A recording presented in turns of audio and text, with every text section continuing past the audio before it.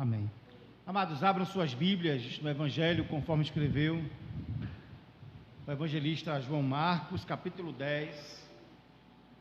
Marcos, capítulo 10, versículos 35 ao 40. Nós temos aqui na projeção, amados, os versículos 35 a 40, mas vamos até o versículo 45. A nossa pregação será nos versículos 35 a 40, mas vamos ler até o 45. O pedido de Tiago e João, pedido dos dois filhos de Zebedeu e Salomé.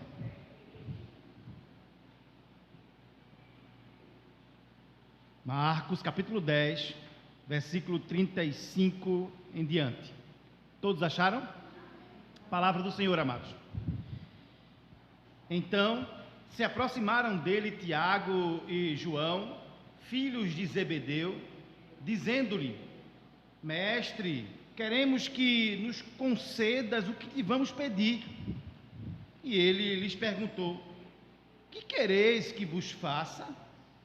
Responderam-lhe: Permite-nos que, na tua glória, nos assentemos um à tua direita e o outro à tua esquerda. Mas Jesus lhes disse: Não sabeis o que pedis. Podeis vós beber o cálice que eu bebo, ou receber o batismo com que sou batizado? Disseram-lhe: Podemos. Tornou-lhes Jesus: Bebereis o cálice que eu bebo, e receberás o batismo com que eu sou batizado. Quanto, porém, ao assentar-se à minha direita e à minha esquerda, ou à minha esquerda, não me compete concedê-lo, porque é para aqueles a quem o Pai, a quem está preparado. Versículo 41. Ouvindo isto, indignaram-se os 10 contra Tiago e João, os demais apóstolos. 10, no caso aqui, os demais apóstolos. Contra Tiago e João. Mas Jesus, chamando-os para junto de si, disse-lhes: Sabeis que os que são considerados governadores dos povos têm-nos sob seu domínio, e sobre eles os seus maiorais exercem autoridade. Mas entre vós não é assim. Pelo contrário, quem quiser tornar-se grande entre vós, será esse o que vos serve, o que vos sirva. E quem quiser ser o primeiro entre vós, será servo de todos. Pois o próprio Filho do Homem não veio para ser servido, mas para servir e dar a sua vida em resgate de muitos. Amém. Curve sua cabeça. Pai bendito que estás nos céus, mais uma vez nós nos voltamos a Ti em oração, Pai, para lhe implorar, Senhor, que por Jesus Cristo, nosso Salvador, por intermédio do Teu Espírito Santo, ó Pai, possamos entender, Pai, a Tua palavra, ó Deus, que foi lida e que será proclamada. Senhor, em nome de Jesus, Pai, Tu sabes que nenhum de nós aqui, Senhor, somos capazes de por nós mesmos, Senhor amado, compreendê-la, pois Tua palavra, Senhor amado, é espiritual, e as coisas do Espírito, Senhor amado, somente pelo Espírito podemos entendê-la. Ó Deus, e nós temos o Teu Espírito, Senhor, Tu nos deste o Teu Espírito, Pai.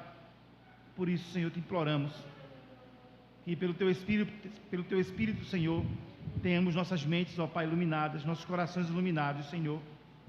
E assim, Pai, possamos compreender, e mais do que compreender, Pai, possamos guardá-la em nosso coração para praticá-la, Senhor.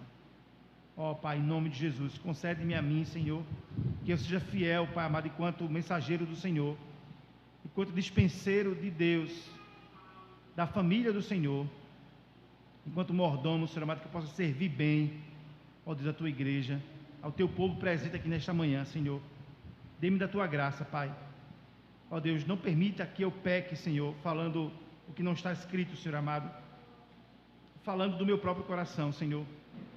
Em nome de Jesus, Pai, que haja nessa manhã edificação exortação, Senhor. Ó Deus, que haja em nosso meio, ó Pai amado, ó Deus, edificação, em nome de Jesus, para que a Tua palavra, Senhor amado, nos aproxime de Ti, Senhor amado, que a Tua palavra, Pai amado, nos corrija, Senhor. Ó Deus, que a Tua palavra, Senhor amado, nos faça sair daqui, Deus, desejosos, ó Deus, de vivermos uma vida mais próxima, Senhor amado, de Ti, mais parecida com a do Teu Filho Jesus, Pai. É o que nós pedimos, Pai, e Te agradecemos, em nome de Jesus. Amém. Pode sentar, amados. Queridos, por causa desse horário, né, que estamos agora, que temos agora que nos habituar, não é? Ou seja, com cultos apenas pela manhã, nós estamos nos alternando entre o livro de Gênesis e o livro de Marcos. Creio que os irmãos tenham percebido isso, né? Normalmente estaríamos pregando agora de manhã o Antigo Testamento e à noite Novo Testamento, mas por conta dessas questões envolvendo aí, né, o decreto do governo estadual, temos que nos alternar e agora estamos olhando mais uma vez o Evangelho conforme escreveu João Marcos.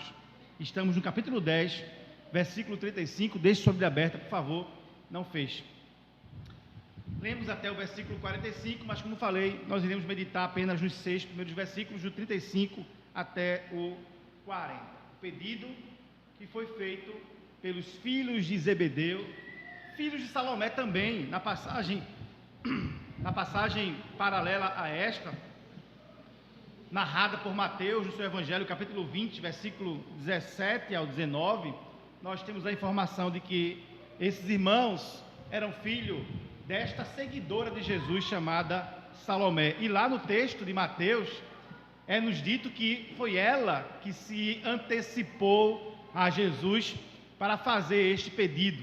É o pedido que estava no coração desses discípulos, que foi feito por eles também, mas pedido que foi precedido pela mãe deles, Salomé. Queridos, antes de entrarmos no texto propriamente dito, eu queria perguntar uma coisa aos irmãos. Essa pergunta vale para mim também. O que temos pedido a Deus em oração? O que tem movido os nossos corações quando nos dobramos diante de Deus para orarmos a Ele? Temos pedido, repito, o que ao Senhor? O que é o anseio do nosso coração? Normalmente, né, nós nos curvamos diante de Deus, nós entramos, né, em oração diante do Senhor para pedir coisas para a gente. Temos que confessar isso, que na maioria das vezes que oramos nós somos egoístas. Pedimos coisas para o nosso bel prazer. Existem aqueles que, movidos por uma falsa teologia, não é? A teologia da prosperidade, pedem ao Senhor para serem ricos, pedem casas, pedem bens materiais, pedem um carro bacana, pedem um endereço, né, bacana também, uma residência que seja num lugar, né, chique. Na maioria das vezes pedimos ao Senhor, né, por bolsas caras, por roupas caras, por calçados caros. Repito, muitas vezes somos egoístas, não somos tão diferentes assim, das pessoas do mundo, quando permitimos ser sinceros, né, e expomos os sentimentos, os desejos do nosso coração. Pedimos promoção no trabalho, tá? Pedimos status social, estamos interessados por coisas que têm a ver com riqueza, poder, status, queremos ser conhecidos, queremos fama, likes, seguidores, desejamos ser a nova atração do momento. Talvez, né, aqueles que já estão mais calijados da vida, não tanto, mas esse é o anseio, né, da média dos jovens cristãos e não cristãos, em serem bem-sucedidos, em sermos vistos como virtuosos. A vaidade, do nosso coração muitas vezes empurra-o para esse tipo de pedido mesquinho, pequeno. Muitas vezes somos movidos, repito, e sejamos sinceros, a orar para o Senhor por essas coisas ligadas aí, a vaidade, a soberba, ao orgulho, coisas que são abominação ao Senhor. São virtudes para a sociedade sem Deus, para o homem sem Deus, e às vezes até, para o crente mal instruído, carnal, mas que são abominação para o Senhor. O mundo vê o orgulho, a soberba como algo bom, Deus vê como algo abominável. Provérbios 6, versículo 16, diz que há 6 coisas que o Senhor odeia e 7 coisas que Ele abomina. O versículo 17 vai encerrar, lá no finalzinho, dizendo que Ele abomina olhos altivos, Ele abomina a soberba. Provérbios 16, 5 diz: o Senhor detesta os orgulhosos de coração, e sem dúvida, termina Salomão dizendo, eles serão punidos. Quanto menos interesse nós temos por essas coisas que eu acabei de citar, carros caros, casarões, viagens, cruzeiros, roupa cara, calçado caro, bolsa cara, posição, prestígio. Repito, quanto menos interesse temos nessas coisas, mais o mundo nos considera, nos vê como insanos, retrógrados, loucos. O desapego, por isso, que é o que o crente deve ter, que é o que nós devemos ter, é reputado pelo mundo e por aqueles, entre aspas, cristãos, adeptos desta malfadada teologia chamada de prosperidade, mas somos vistos como malucos. Malucos. Basta você ligar a sua televisão aí, o seu rádio, e você vai ouvir, vai ver e ouvir pessoas dizendo que são abençoadas, que foram abençoadas por Deus porque são bem-sucedidas financeiramente falando. Imagine você numa dessas igrejas aí falando na televisão, dizendo: olha, eu sou feliz porque não tenho nada. Você é louco, você é maluco. Queridos, enquanto o sistema, o reino deste mundo em que vivemos, nos puxa para esse estilo de vida, repito, soberbo, egoísta, que governa o mundo, que tem autonomia, sobre as pessoas, que governa, melhor dizendo, as pessoas deste mundo. Quanto mais somos puxados para esse tipo de vida, mais distante certamente vivemos do Senhor. E o contrário disso, que é exigido de nós, é que temos uma vida simples, humilde, desprendida desses anseios carnais, mundanos.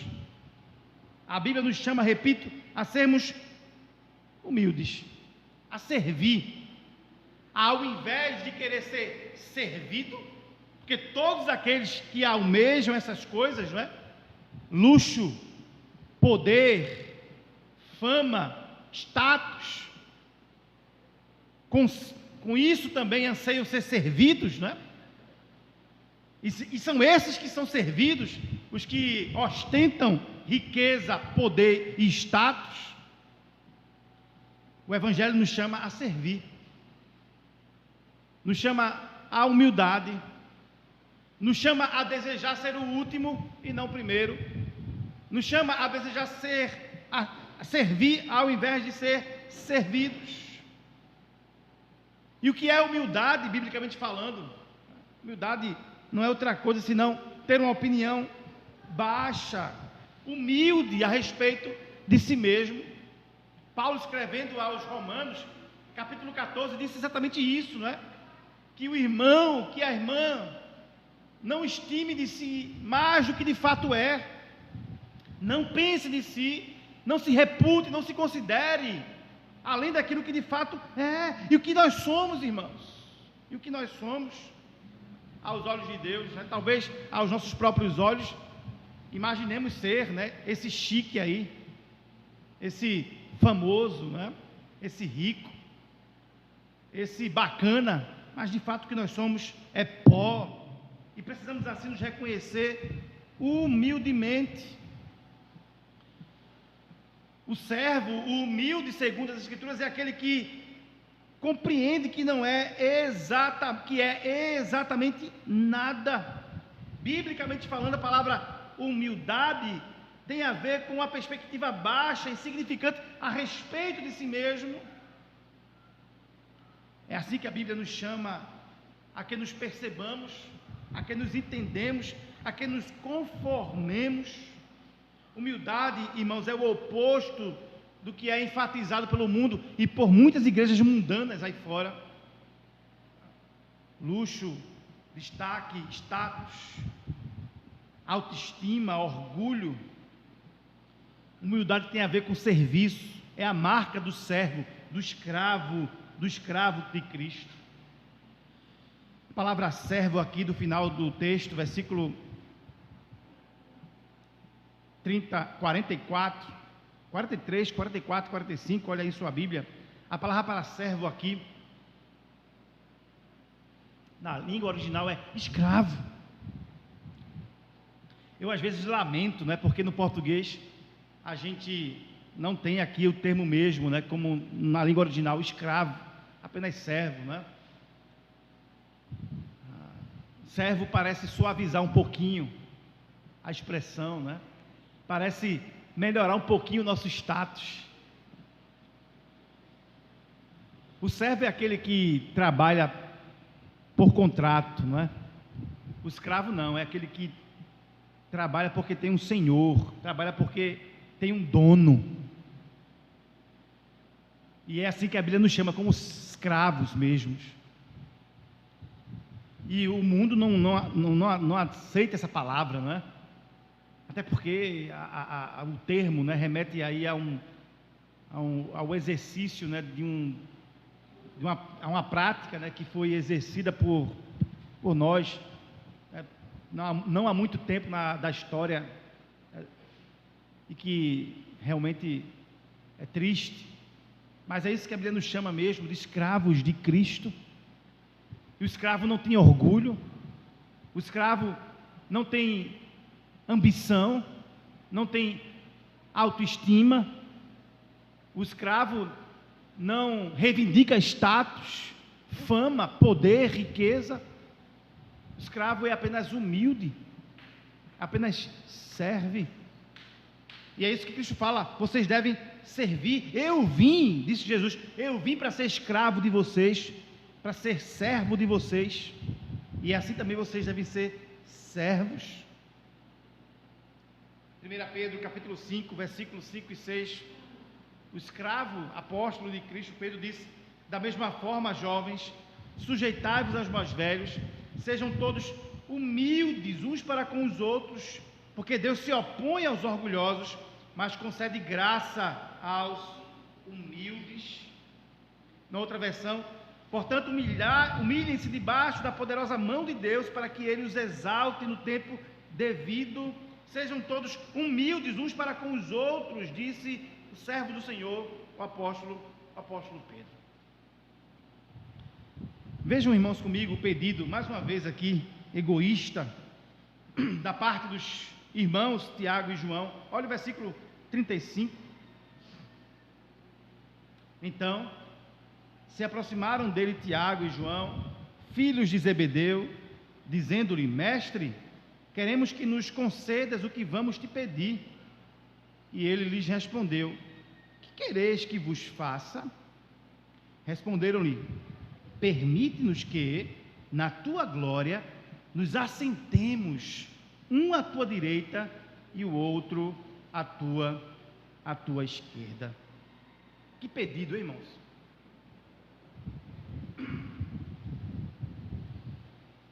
pedido egoísta. Não é sem razão a indignação, né, do versículo 41, olha aí. Não é sem razão a indignação dos outros 10. Até Judas se indignou. Permite-nos que na tua glória assentemo-nos um à tua direita e o outro à sua esquerda. Nós sabemos, queridos, de outras passagens aqui do Evangelho, né, de Marcos e dos outros Evangelhos, que Tiago e João, juntamente com Pedro, faziam parte do grupo próximo, não é? Daquele círculo de pessoas próximas, mais próximas a Jesus. Jesus tinha discípulos, 70 e tantos, né, entre homens e mulheres. Tinha 12 apóstolos, mais próximos que os discípulos. E dos 12 tinha esses 3, que eram os próximos dos próximos. Tiago e João faziam parte desse grupo. Eles tinham visto, né, a glorificação de Jesus, Cristo glorificado. Jesus se transfigurou diante desses 3, esses 2 aqui, especificamente. Eles foram chamados em algum momento a sós para orarem com Cristo. Viram a glória do Senhor, portanto, na transfiguração. Oraram e ouviram os anseios mais íntimos de Jesus em alguns momentos. Se deslocavam do grupo maior e do grupo mais restrito para estarem a sós com Cristo. E talvez por isso, nesse momento aqui, né, eles se julgaram no direito, né, no dever de pedir de forma ousada algo tão grande assim para o nosso Senhor. Repito, lá em Mateus, né, repito o que eu falei no começo, lá em Mateus, é-nos informado que a mãe deles estava aqui com eles, fazendo este pedido ao Senhor. Lá no texto diz: aproximando-se de Jesus a mãe dos filhos de Zebedeu, com seus filhos, prostrando-lhe, fez-lhe um pedido, né? Sabemos que a mãe deles era Salomé. E sabemos mais, sabemos, à luz de Marcos 15, 40, Mateus 27, 55, 56 e João 19, 25, que ela era a irmã de Maria, mãe de Jesus. Ou seja, Salomé, tia de Jesus, vai com João e Tiago, primos legítimos de Cristo, prostram-se diante deles, reconhecem a sua divindade, o seu senhorio, maravilha isso, e lhe pedem nada menos do que sentar-se ao lado de Jesus na sua glória, um do lado direito e o outro do lado esquerdo. Queriam um lugar extremamente especial. Eram chegados de Jesus, eram no círculo próximo e eram ainda parentados com ele. Eram primos de Jesus Cristo. Eles chegaram à pessoa certa, né?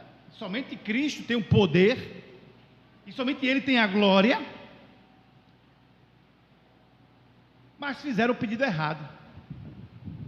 Eu não consigo aqui ler esse texto, né, e não projetá-lo muitas vezes, não projetá-lo as muitas vezes, né, que nos aproximamos de Jesus, né, reconhecendo o seu senhorio, nos prostramos, sabemos que Ele é o Senhor da glória, como aqui João e Tiago e Salomé disseram.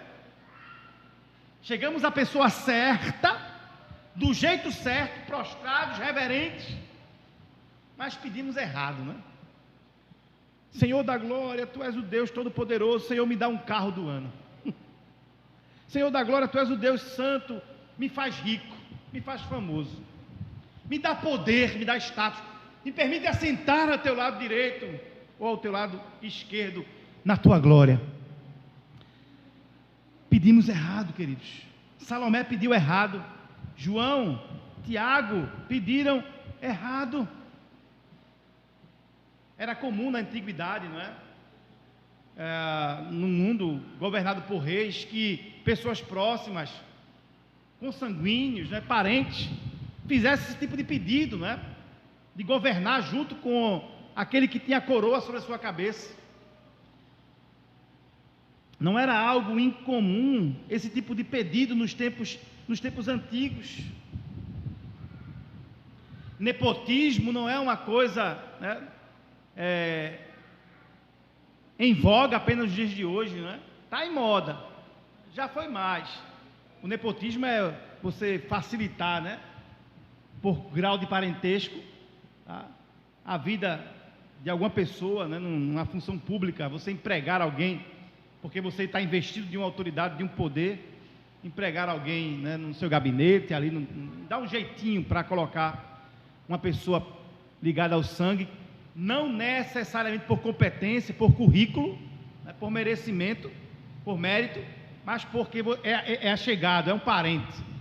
Era muito comum isso no mundo antigo, ainda é hoje, e talvez isso aqui foi o motivo, né, que levou Salomé, Tiago, João, a fazer tamanho pedido, a ousar a pedir tal coisa.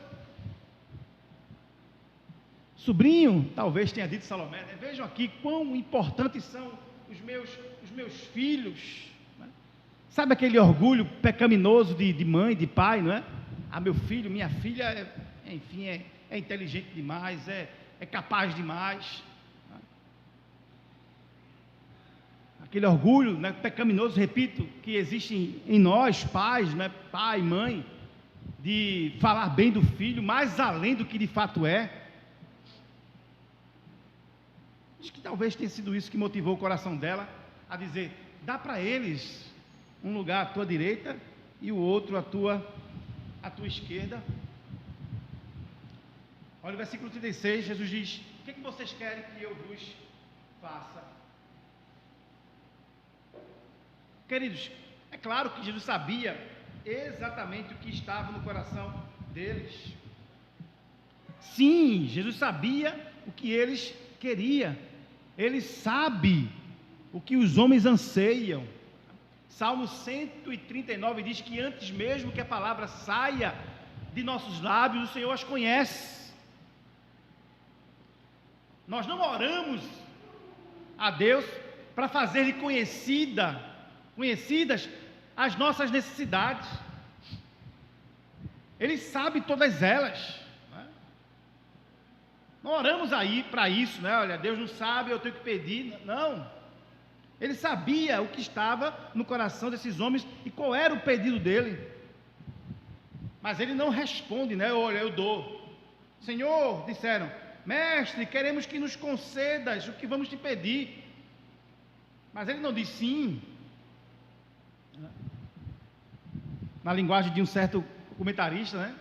Ele não deu um cheque em branco para João e para Tiago. E por que Jesus não deu um cheque em branco, respondendo sim, o que você pedir eu vou lhe dar? Porque ele sabe, né? Ele sabia que o desejo do coração daqueles homens era pecaminoso, era carnal. Por que Deus não dá um cheque em branco para você, meu irmão? Para mim? Porque Ele sabe que nós somos carnais, pecaminosos, que nós não oramos como convém, que nós oramos muitas vezes para satisfazer os deleites do nosso coração, como diz Tiago na sua carta. Não esse Tiago aqui, não é? O outro, o irmão de Jesus que passou a segui-lo, filho de Maria e José. Deus não dá cheque em branco para ninguém. E percebam aqui o tono da pergunta, né? Queremos que nos concedas o que vamos te pedir. Queremos. Lá no finalzinho, Jesus diz: olha, vocês têm que ser servos e não senhores. Eles queriam que Jesus fosse seu servo aqui, eles queriam ser senhor de Jesus. Queremos. Irmãos, e o que vemos hoje em dia por aí? Desculpe aqui a batida, viu? Se não algo desse gênero. Eu determino, eu declaro, eu decreto, eu tomo posse. Ora, O que somos? Somos senhores agora?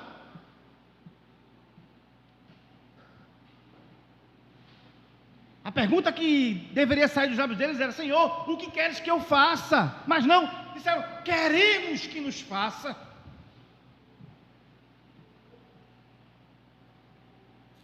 Irmãos, precisamos rever nossas orações. Precisamos modificar as nossas orações. Deus não é nosso servo. Deus não é o gênio da lâmpada.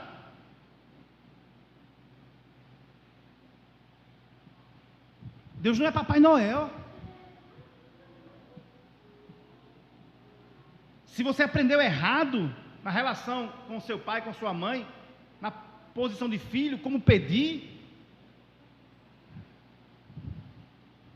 e você exigia, né, e batia o pé e choramingava, né, caía no chão e rolava, e o seu paizinho estava lá, a mãezinha estava lá para lhe atender. Com Deus não cabe isso. Deus não é servo nosso. Tiago e João aqui estavam extremamente equivocados. Queremos que nos faça, que nos concedas, o que vamos te pedir. Ora, queria um cheque em branco, né? Jesus diz: olha, calma, o que vocês querem que eu vos faça? Eles disseram que queriam. Versículo 37, olha sua Bíblia.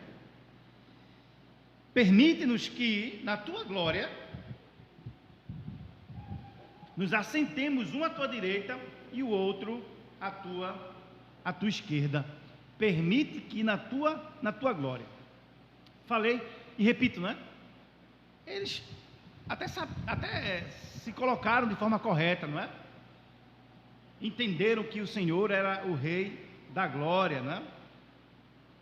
Tinha algo aqui de correto na teologia de Tiago e de João. Eles sabiam que Jesus era o Senhor, era o Rei, era o Deus Supremo, né? E que, claro, né, ainda que num primeiro momento eles tivessem, né, dado a carteirada ali, queremos, agora eles percebem, né, que precisam de permissão. Permite-nos que na tua glória. Eles percebem que a glória era dele, né, e era para ele. Permite que nos assentemos diante de ti na tua glória. Assentar-se aqui, irmãos, representa governo, exercer governo e autoridade. E eles estão pedindo exatamente isso: governo, poder e autoridade a Jesus. A palavra aqui, o verbo aqui no original, transmite exatamente essa ideia, tá? Eles não pedem, né, eles não pedem para se reclinar à mesa, não é? Que era comum, encontramos esse tipo de expressão, esse verbo reclinar, em várias passagens do Antigo Testamento e no Novo também. Quando um súdito pedia permissão ao rei, ao Senhor, para reclinar-se à sua mesa. Inclusive tem orações assim no Antigo Testamento, onde, por exemplo, o salmista Davi, né, pede a Deus para reclinar-se diante da sua mesa. Esses dois irmãos aqui, ousadamente pedem para sentar-se, não reclinar, mas sentar-se na mesa, sentar-se ao lado de Cristo, para exercer governo, para exercer, sentado num trono, a autoridade, uma à direita e outra à esquerda, tá? Eram as duas posições mais importantes dentro de um reino: aquele que sentava do lado do direito do rei e do lado esquerdo do rei, né? Do lado direito com mais autoridade, o lado esquerdo com menos autoridade que o direito, mas os dois mais importantes no reino eram aqueles que sentavam um do lado e o outro do outro lado do rei. Posição de prestígio, posição de autoridade. Isso aponta, é verdade, né, para a consciência, né, para o fato de que a consciência daqueles discípulos de que Jesus era o Messias, né, era correta. Ele era o rei, ele era Eles criam que ele era o rei, que ele era o Senhor. Mas também isso aponta aqui, né, para um certo egoísmo, uma megalomania desses irmãos, um desejo de grandeza desses irmãos. Eles queriam reinar ao lado de Cristo na sua glória. E aqui, né, nós temos comprovada, né, uma falha. Sim, no primeiro momento eles acertam, teologicamente falando, eles agora demonstram aqui, deixam transparecer uma falha na teologia dele sobre o reino de Deus, sobre o reino messiânico de Jesus Cristo. Eles, por mais que Jesus já tivesse ensinado, por mais que Cristo tivesse dito que o reino dele não era deste mundo, que ele não cumpriria aquela expectativa errada dos judeus de assentar-se num trono, humanamente falando, né, e governar sobre as nações, humanamente falando, derrotando, né, o grande império romano de então, como Davi foi rei, né, e assim esperavam os judeus que Jesus fosse rei também, como Davi foi, de um reino humano, físico, literal. Eles pedem a Cristo, né, demonstrando aqui esta perspectiva errada a respeito do reino messiânico. Eles pedem a Cristo para sentar ao lado direito e ao lado esquerdo. Mas não foi esse tipo de reino que Jesus veio estabelecer. O reino de Deus não é físico. Jesus já havia dito algo sobre isso. Olha, ele não está aqui nem ali. Quando disserem eis aqui ou ei-lo ali, não creiais, disse Jesus. O reino dele não é deste mundo. Ele não veio, né, para ser um guerreiro, um rei guerreiro e valente, para lutar contra os romanos, né, e restabelecer a autonomia e a liderança judaica sobre as nações, ao menos do Oriente Próximo. Não foi esse tipo de reino que Cristo veio trazer, e eles se equivocam quanto a este pedido. João Calvino sobre isso disse: aqueles que não estão satisfeitos com Cristo, e Cristo apenas, mas buscam isso ou aquilo fora dele e das suas promessas, se vagam seriamente por outro caminho. Escute isso mais uma vez, irmãos. Aqueles que não estão satisfeitos com Cristo, e Cristo apenas, mas buscam isso ou aquilo fora dele e das suas promessas, se vagam seriamente por outro caminho. Eles queriam poder, eles queriam glória, eles queriam fama, eles queriam autoridade, eles queriam ser vistos pelos homens. Quem está do lado do rei é visto pelos homens, é respeitado pelos homens, é temido pelos homens. Mas não era isso, e não é isso que Cristo quer para os seus escravos, para os seus servos, para os seus discípulos. Ele mesmo não veio para ser servido, mas para servir. É o que nós temos aqui no final desta passagem. Permite que assentemos à tua direita e à tua esquerda na tua glória. Eles sabiam que o Senhor era o Senhor da glória, mas tinham uma compreensão errada sobre a manifestação visível da glória de Deus. Eles estavam pensando em outra glória, da glória mundana mesmo. É como se eles chegassem para o presidente e dissessem: me dá um cargo de ministro da Casa Civil, e o outro dissesse: me dá um cargo de ministro da Fazenda. Eles queriam a glória deste mundo. Irmãos, por que homens ricos, não é? Como por exemplo o ministro da Fazenda, milionários, aceitam ganhar um cargo de 30 mil reais? Cargo de glória, cargo de fama. Se você olhar no histórico aí, né, dos ministros, dos vários governos que nós tivemos e o atual, são pessoas ricas, bem-sucedidas, alguns deles.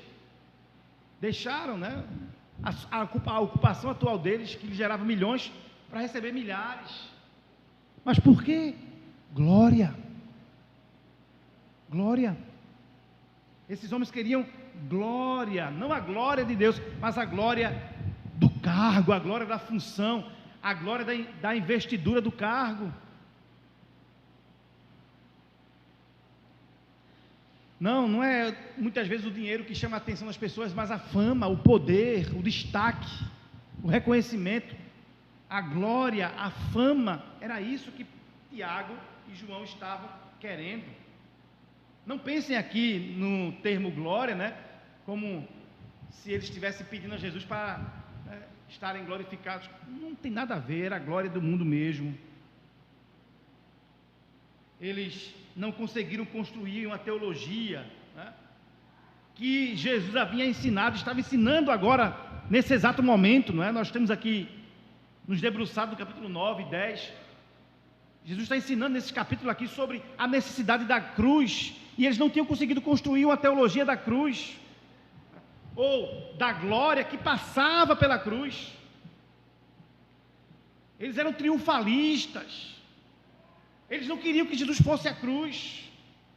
O tempo todo Pedro e os demais apóstolos estavam: para que tu vai para a cruz? Não precisa ir para a cruz. E quando Tiago e João pedem isso, eles estão dizendo a Jesus: muda de assunto, não fala em cruz, queremos glória, não fala em sofrimento, queremos poder, queremos status.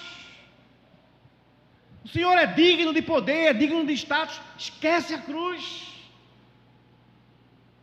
Era isso que passava no coração deles.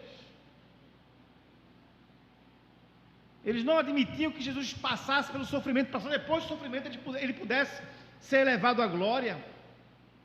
Eles queriam já na glória, já que a glória se revelasse, e pedem para participar dessa glória com Jesus. Queridos, o orgulho, a cobiça por status cega o ser humano, cegou Tiago e João aqui neste momento. Esses homens estavam tão preocupados com posições e com como eles poderiam governar, que era somente isso que ocupava o pensamento deles.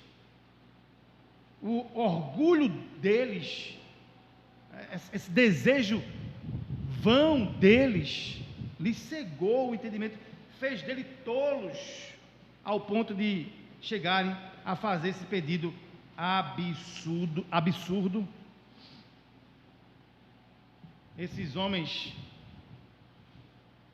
foram motivados, né? Esses homens chegaram a Jesus, melhor dizendo, pedindo ao Senhor 3 coisas que o homem sem o Espírito de Deus deseja. Olhem só, eles queriam, em primeiro lugar, preeminência, queriam as primeiras posições, queriam ser vistos, respeitados, queriam os primeiros lugares, queriam estar acima dos outros. Preeminência, desejo carnal, isso.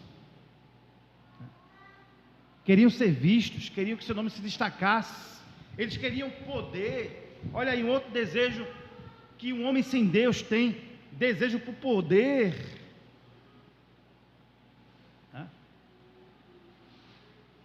Já viu um crente pedindo poder? Senhor, me dá poder, né? Que poder você quer, né? Esses homens queriam poder humano, queriam status, eles queriam ser poderosos aos olhos do mundo, eles queriam mandar, né? O que é que faz o que está sentado ao lado do rei? Manda, dá ordens, é servido. Queriam mandar sem ser questionado. Em terceiro lugar, eles queriam proximidade, um ao lado e o outro ao outro.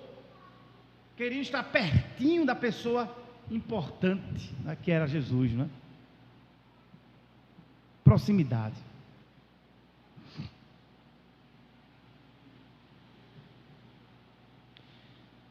Nada que podemos comparar, não é, com o que vemos atualmente, né, no cenário aí da política, né, da fama. Qualquer comparação aí com o que vemos na atualidade é mera coincidência, como diz o ditado. Mas não é. Tem gente que satisfaz com uma foto, né, com uma selfie assim, perto do poderoso, né, do famoso. Eles queriam sentar-se. Não tem entendido nada, né? João, lá na frente, já velhinho, escrevendo sua carta, capítulo 2, versículo 16, a primeira carta, ele disse, e ele entendeu a coisa, né? Pois tudo o que há no mundo, a cobiça da carne, a cobiça dos olhos e a ostentação dos bens, não provém do Pai, mas do mundo. João agora, né, já nos altos dos seus 90 anos de idade, olhando para trás, né, vendo, né, a bobeira que ele falou outro dia, quando mais jovem, 60 anos antes, ele diz, tudo que há no mundo, né, o desejo por poder, por proximidade, por preeminência, a cobiça da carne, a cobiça dos olhos e a ostentação dos bens, não provém do Pai, mas do mundo. Eles se acharam no direito de pedir isso a Jesus, pela proximidade, talvez, né? Eram do grupo, do círculo ali fechado, próximo de Cristo Jesus. Talvez por parentesco, né? Eram primos, já que os irmãos de Jesus não criam neles, né? Como dizem as Escrituras, já que os 4 irmãos, homens, e as irmãs não criam em Jesus, ao menos nessa altura do campeonato aqui, esses primos se aproveitam e dizem, olha, somos os parentes mais próximos, coloca a gente no troninho ali de lado do teu, no esquerdo e no direito. Mas certamente a má compreensão das promessas e das palavras de Jesus era o motivo aqui, a cegueira espiritual foi o motivo que ensejou, né, que motivou esses homens a tal pedido carnal. Pois Jesus havia dito, Mateus 19, 28, digo-lhes a verdade, por ocasião da regeneração de todas as coisas, quando o Filho do Homem se assentar em seu trono glorioso, vocês que me seguiram também se assentarão em 12 tronos para julgar as 12 tribos de Israel. Eles certamente não tinham compreendido aqui o significado desta promessa, né, e do tempo do cumprimento desta promessa, e se antecipam equivocadamente, dizem que a gente se sente lá, um ao lado e o outro do outro. Isso mostra a pobre escatologia, né? Isso mostra a pobre interpretação sobre a doutrina dos últimos dias, das últimas coisas desses homens.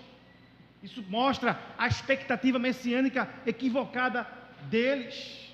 Eles querem a glória para eles mesmos. Eles não conseguem compreender, não é? Que sem cruz não há glória alguma, não há coroa alguma, que sem sofrimento não há triunfo, que só pela morte eles poderiam receber a vida. Eles queriam pular esse estágio aí. É como se dissesse para Jesus, olha, esquece a cruz, queremos o trono, queremos a coroa.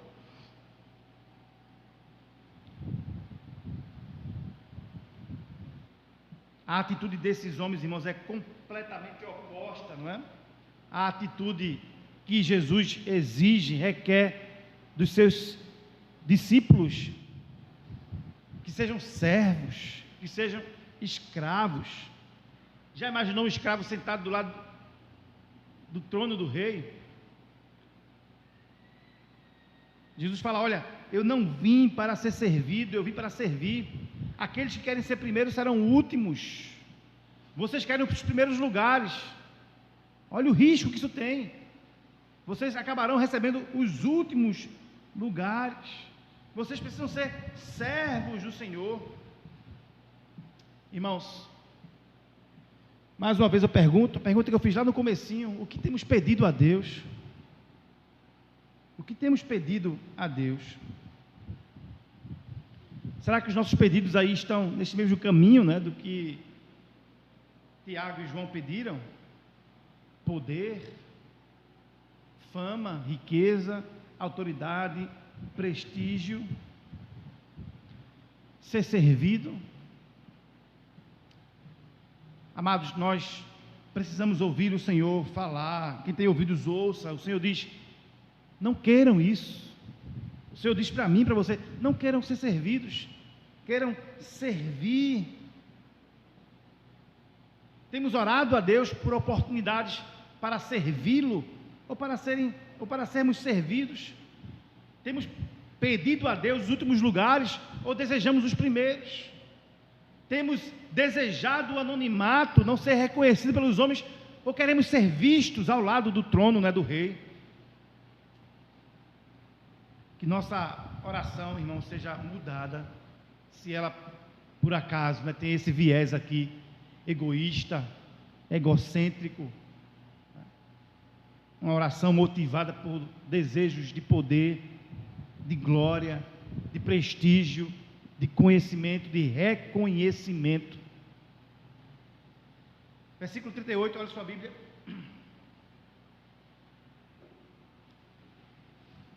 Jesus faz uma pergunta aqui profunda para esses homens.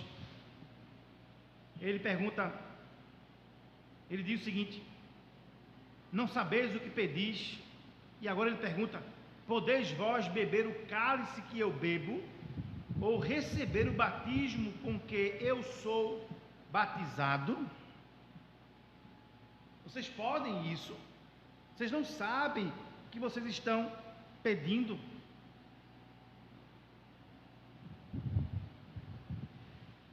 Mais uma vez citando aqui, o reformador João Calvino, ele disse sobre este versículo, sobre esta palavra aqui no versículo, que a ignorância daqueles homens era digna de culpa. Vocês não sabem, vocês ignoram o que vocês estão pedindo, e por isso vocês são culpados por pedir tal coisa. Eles não compreendiam, não conseguiam entender,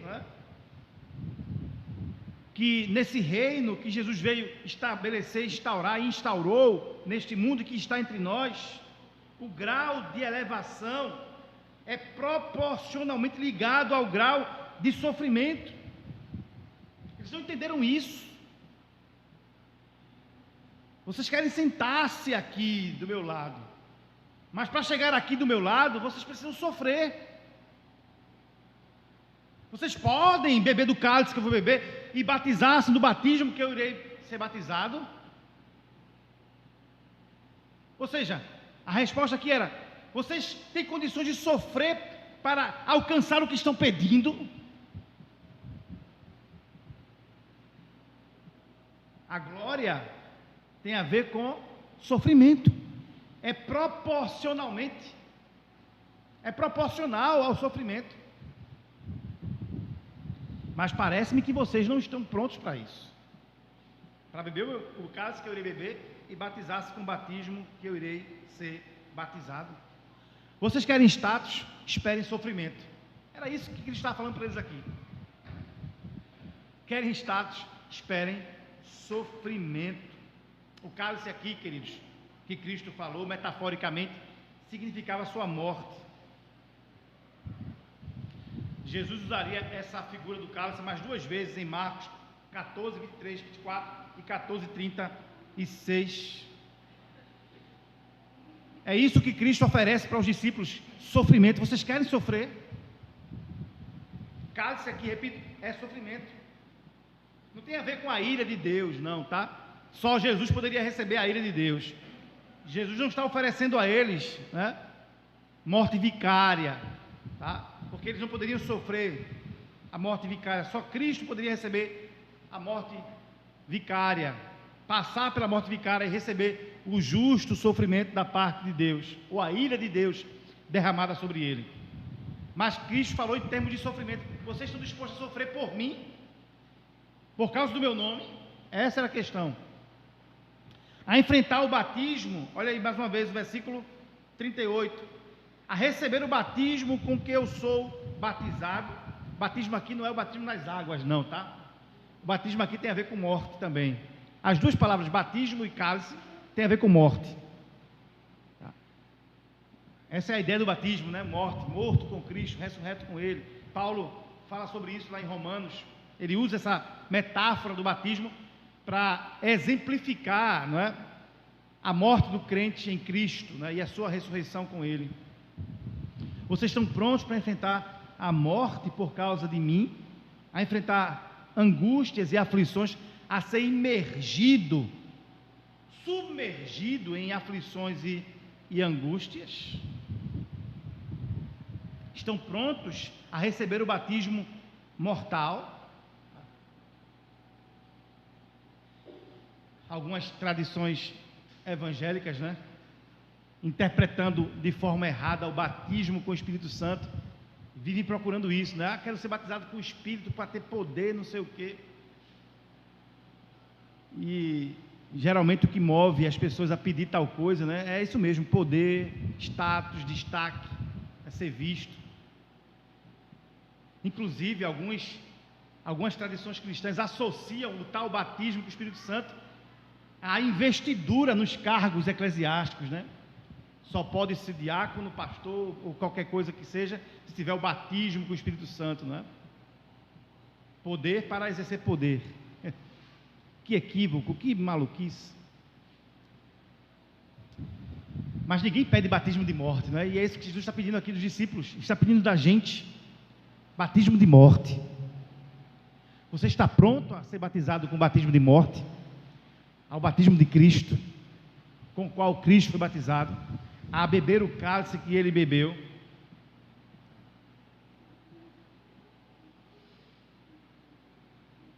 Olha o versículo 39, queridos. A partir do versículo. Mas Jesus disseram-lhe, 39a, disseram-lhe: podemos. Olha só, que resposta pronta, não é? Rápida, ousada, porém superficial. Podemos, disseram eles. Estamos prontos para tomar o cálice e ser batizado no seu batismo, para sofrer, para ser aflito, para ser morto contigo. Bobagem, mentira. Não, eles não podiam. Esse ato de bravura aqui, de coragem, essa resposta que denota bravura e coragem, era pura ignorância e mentira da parte deles. Mais uma vez, o orgulho havia cegado eles. Nós lemos aqui, não é, num texto devocional, né, na leitura inicial do culto, melhor dizendo, né, a leitura responsiva, João 18, né, e ali vimos flagrantemente Pedro, né, negando 3 vezes Jesus, né? Mas não foi só Pedro, todos eles negaram. Tiago e João, ninguém estava disposto a tomar o cálice e a receber o batismo de Cristo. Nenhum deles estava disposto a sofrer e a morrer por causa de Cristo. Ao menos agora, não. Ainda que a resposta fosse: podemos, sim, nós podemos. Mas a postura deles, o exemplo deles provou o contrário. Eles não foram com Cristo até o fim.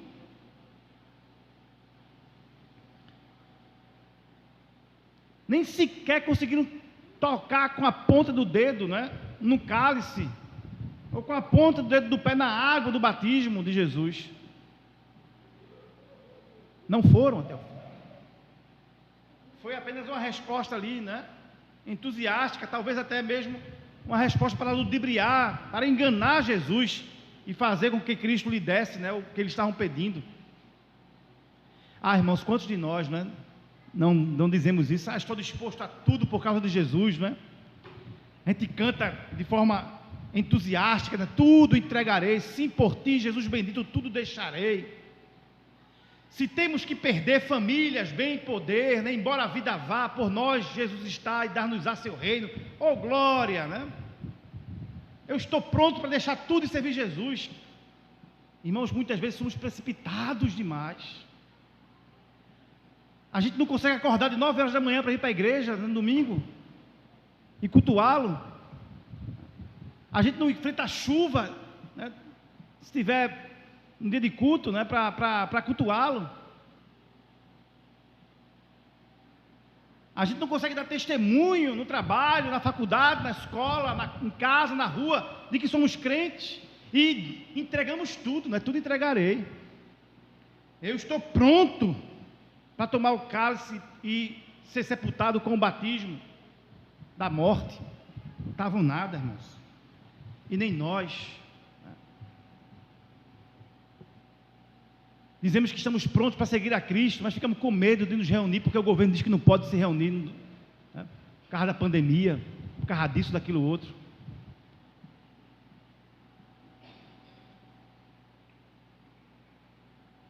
Olha o versículo 39 mais uma vez, parte B do versículo, ou o restante. Tornou-lhe Jesus: bebereis o cálice que eu bebo, e recebereis o batismo com que eu sou batizado. Jesus parece que de forma condescendente, não é?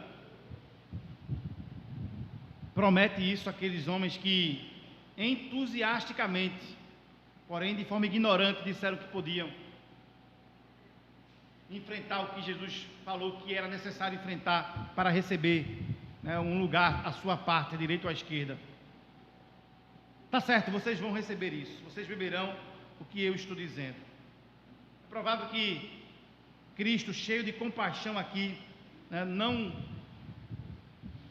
relevou, melhor dizendo, relevou a ignorância daqueles homens, né? Não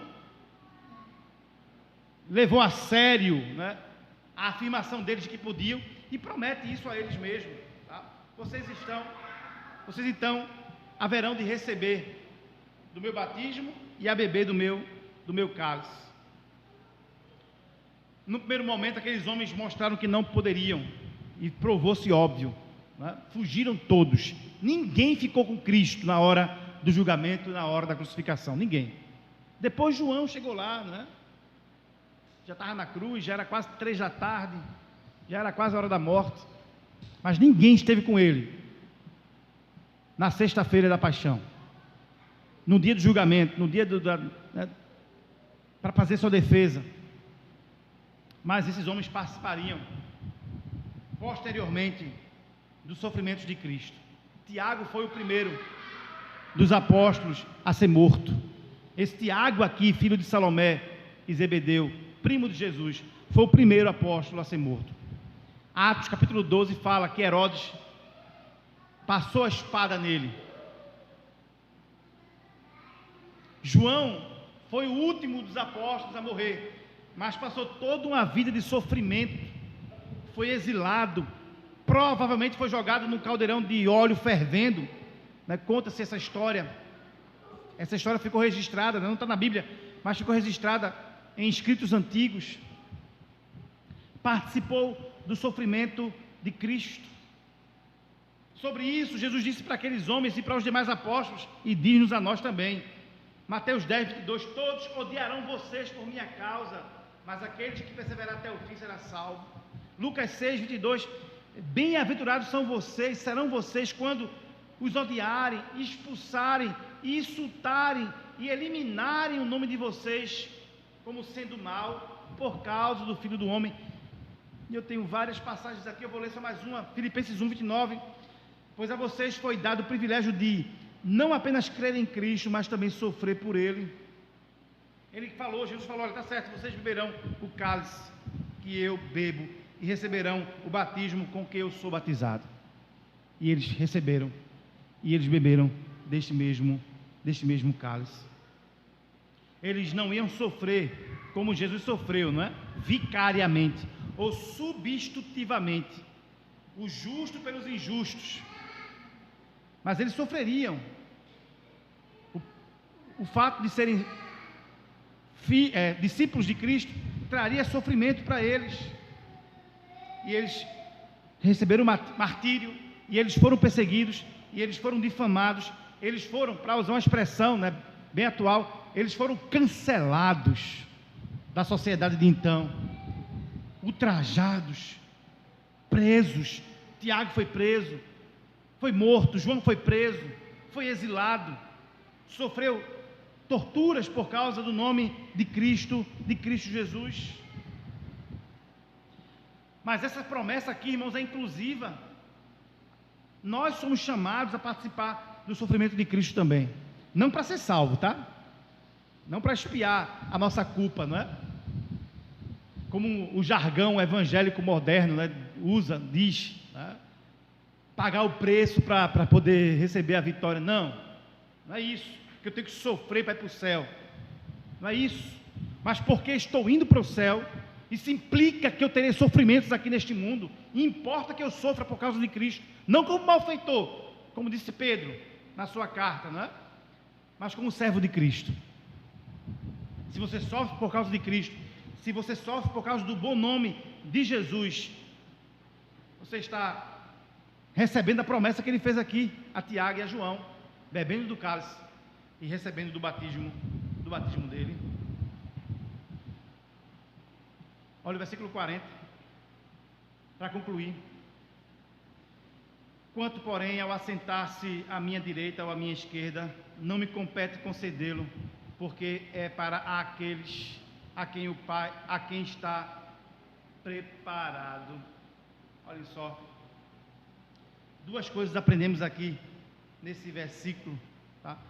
Ou seja, os diferentes papéis ou funções que cada pessoa exerce na Trindade é aqui destacado. Jesus não compete a mim, compete ao Pai. Está implícito aqui, né? Ao Pai compete tal coisa, tá? Isso não quer dizer que Jesus é menos que o Pai, que o Espírito é menos que o Filho. Não é. As três pessoas da Trindade são poderosas, são eternas, são da mesma essência, onisciente, onipresente, onipotente. Não há um Deus maior, um Deus menor na Trindade, né? Uma pessoa maior, melhor dizendo, ou uma pessoa menor na Santíssima Trindade. O Pai é Deus, o Filho é Deus, o Espírito é Deus, mas eles exercem funções diferentes naquilo que chamamos, né, na doutrina na economia da Trindade. Cada um exerce a sua função diferente. E aí Jesus diz: olha, ao Pai cabe reservar um lugar ao meu lado ou não. O Espírito tem um papel, o Pai tem o seu papel, o Filho tem o seu papel. Apesar de serem da mesma essência, cada um tem a mesma função. E uma outra verdade que aprendemos aqui é que o plano de salvação já foi soberanamente traçado. Os lugares de honra já foram preparados e escolhidos. Não competia àqueles homens tal pedido, bem como Jesus falou, não competia a ele, né, concedê-lo, porque o Pai já havia preparado de antemão todas as coisas. Queridos, que o Senhor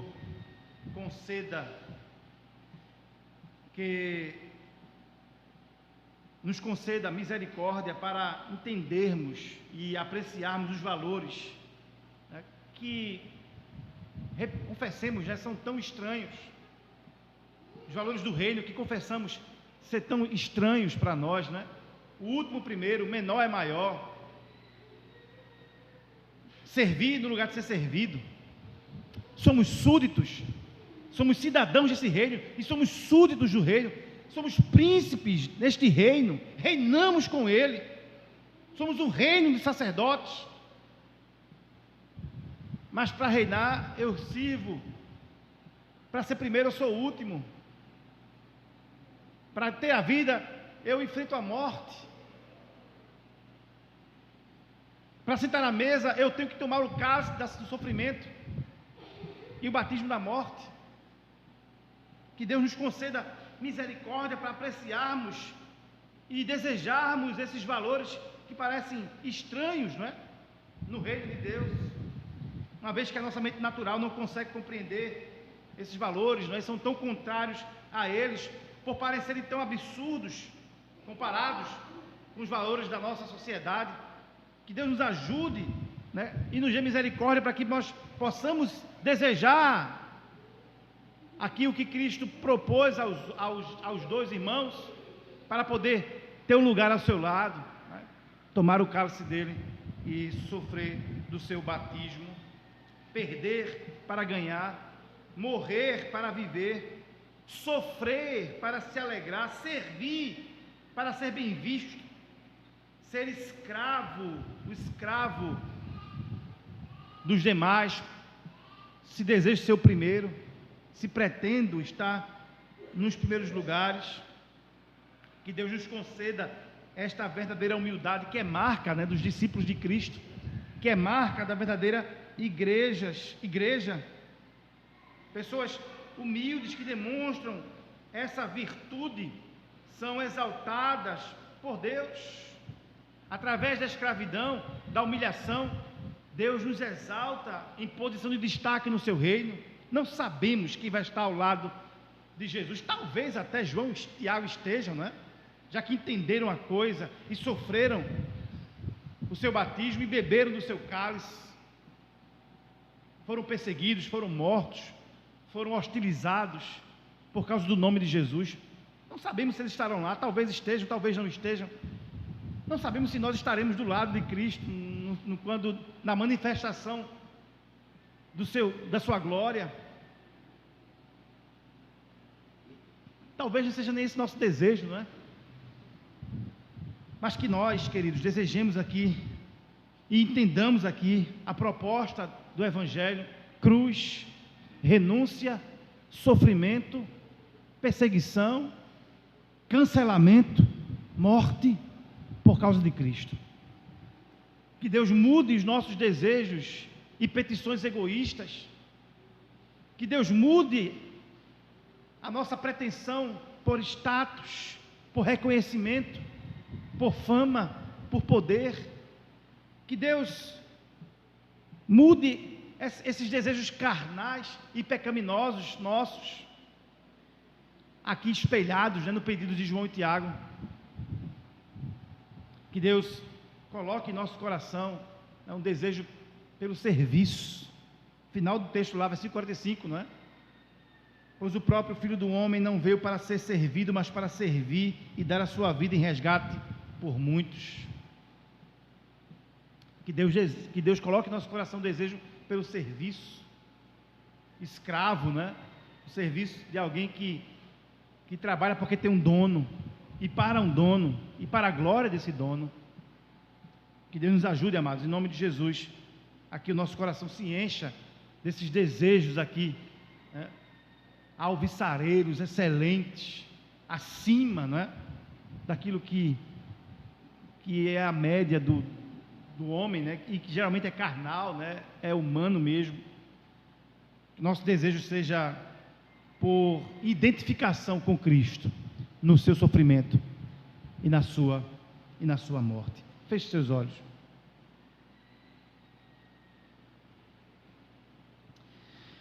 Pai que estás nos céus, santificado seja o teu nome, Senhor. Nosso Pai, tu conheces, Pai, o nosso coração, tu sabes, Senhor, o desejo dele,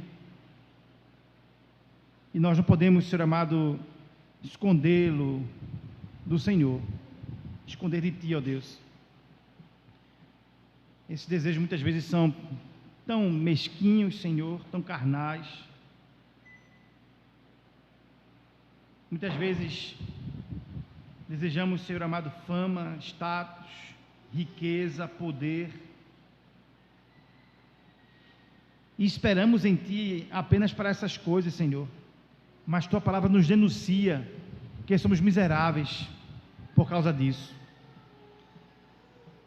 Como está em Tua palavra, Senhor amado, se esperamos em Cristo apenas para as coisas desta vida, somos os mais miseráveis dos homens.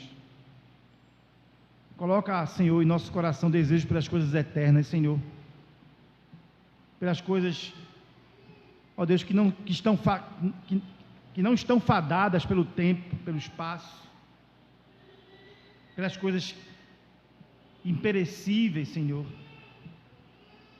Em nome de Jesus, Pai, dá-nos desejo de juntar o nosso tesouro nos céus, Senhor amado, em nome de Jesus. Não queremos, Senhor, ser visto pelos homens, ter a riqueza dos homens, nem o poder dos homens. Queremos ser vistos pelo Senhor e ser ricos, ó Deus, no Senhor, Ó Pai, em nome de Jesus, nos ajuda a entender, Senhor amado, esta máxima do Evangelho, que eu preciso perder para ganhar, morrer para viver, sofrer para triunfar. Nós pedimos isso em nome de Jesus, Pai.